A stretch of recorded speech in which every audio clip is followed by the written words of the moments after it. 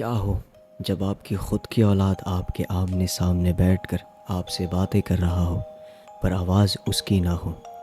ایک ایسی ہی کہانی جو کہ کہانی نہیں بلکہ حقیقت ہے۔ لاک ڈاؤن کے وقت جب ساری دنیا کورونا سے پریشان بیٹھی تھی تو وہاں پہ ہمارے کچھ واریئرز جو ہمارے لیے باہر سے سامان ہمارے گھر تک پہنچاتے تھے۔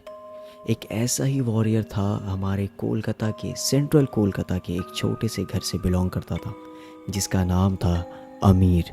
امیر ایک زومیٹو کا ڈیلیوری پارٹنر تھا، اوروں کی طرح اسے بھی روز کمانا تھا اور روز گھر چلانا تھا۔ تو اسی دوران اس کے ساتھ کچھ ایسا ہوا جس نے اس کی زندگی بدل دی۔ آئیے جانتے ہیں وتھ ریڈٹ ٹیلز۔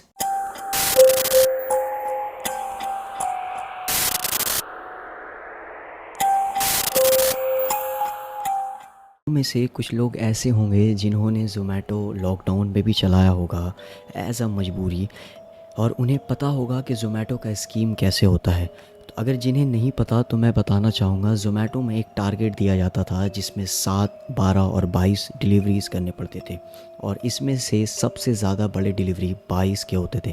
اور اسی ٹپس اور ایکسٹرا پیسے کمانے کے چکر میں عامر کے ساتھ کچھ ایسا ہوا جس نے عامر کا دل دہلا دیا۔ اسی رات جب عامر کے ٹارگٹ پورا ہونے میں صرف 2 ڈیلیوریاں بچی تھی تو اس کا ایک ڈیلیوری کانوینٹ لائن میں دینا تھا، تو عامر نے اپنا بائک اٹھایا اور ڈیلیوری لیا اور کانوینٹ لائن کی طرف نکل پڑا۔ دوران عامر کے ساتھ کچھ ایسا ہوا جس نے عامر کے ہوش اڑا دیے۔ اس کے بعد عامر کو خود بھی یاد نہیں رہا کہ اب اس کے ساتھ کیا ہو رہا ہے۔ جب وہ ڈیلیوری دے کر واپس آ رہا تھا تو اسے بہت ہی زور کا پیشاب لگا، یعنی یورینیٹ اسے کرنا تھا۔ تو اس نے کانوینٹ لائن کے برج کے کارنر پر جہاں پہ آدمیوں کے جانے کے لیے جگہ دی گئی تھی وہاں سے کھڑا ہو کر اس نے ایک پیڑ کی طرف پیشاب کر دیا۔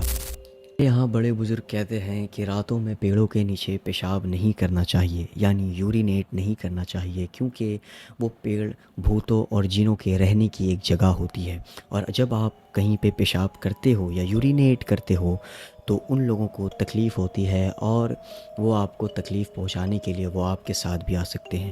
اس کیس میں بھی کچھ ایسا ہی تھا۔ جب عامر نے وہاں سے کھڑے کھڑے پیشاب کیا تو وہ ہوش میں تھا، اور بس جیسے ہی وہ وہاں سے نیچے اترا اور اپنی بائک کی طرف بڑھا تو اسے خود نہیں پتا تھا کہ وہ کہاں جا رہا ہے۔ عامر وہاں سے سیدھا بائک لے کر اپنی گھر کی طرف رواں دواں ہو جاتا ہے، جبکہ اسے خود 2 ڈیلیوری اور کرنی ہوتی ہے۔ اور عامر جیسے ہی گھر کے اندر قدم رکھتا ہے تو عامر کولیپس کر جاتا ہے، یعنی بے ہوش ہو جاتا ہے۔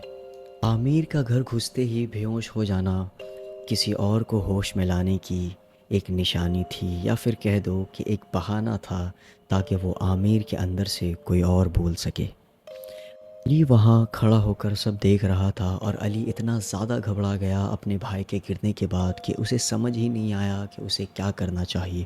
تو اس نے بہت ہی زور کی چیخ ماری امی کہہ کر، تاکہ امی جو کچن میں ہے وہ سن لے، اور امی وہاں کچن سے بھاگتے ہوئے آئی کہ کیا ہو گیا۔ تو جب تک وہ آتی ہے تب تک عامر نہیں رہتا، عامر کچھ اور ہو جاتا ہے۔ اس کی امی وہاں پہنچتی ہے تو عامر کو دیکھتی ہے کہ عامر کے انگلی ٹیڑھے ہو چکے ہیں اور اس کے ہاتھ ایک ان نیچرل وے پہ شفٹ کر رہے ہیں،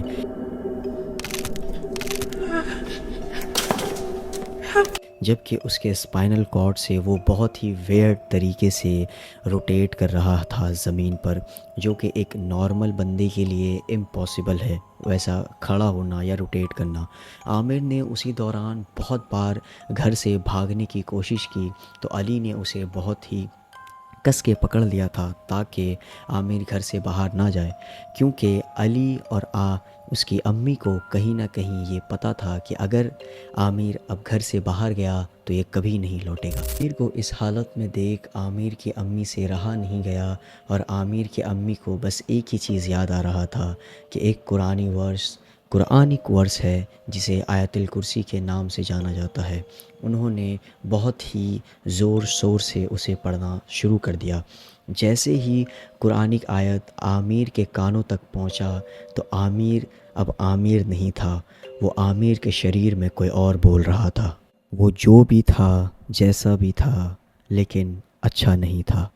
پھر عامر کے اندر سے وہ آواز آتی ہے، میں اسے لے جاؤں گا اور اسے زندہ نہیں چھوڑوں گا۔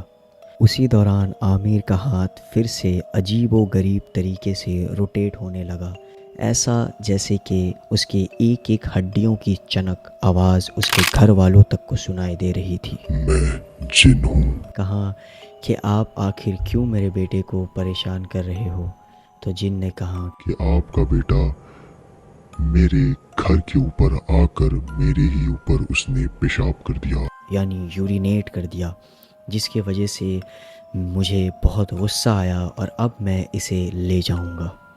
رات کے قریب 3:20 کے آس پاس، تو اسی دوران عامر کی امی کو کچھ سمجھ نہیں آیا۔ بہت دنوں پہلے عامر کی امی جب مزار گئی تھی تو انہیں ایک پیر بابا نے ایک بہت ہی پاک کپڑا دیا تھا، جسے کہا، یہ کہہ کر دیا کہ کبھی اگر ضرورت پڑے تو اس کپڑے کو لپیٹ دینا یا اس کپڑے کو پانی میں ڈبا کر پی لینا، بیٹی بہت ساری پریشانیاں تمہاری حل ہوں گی۔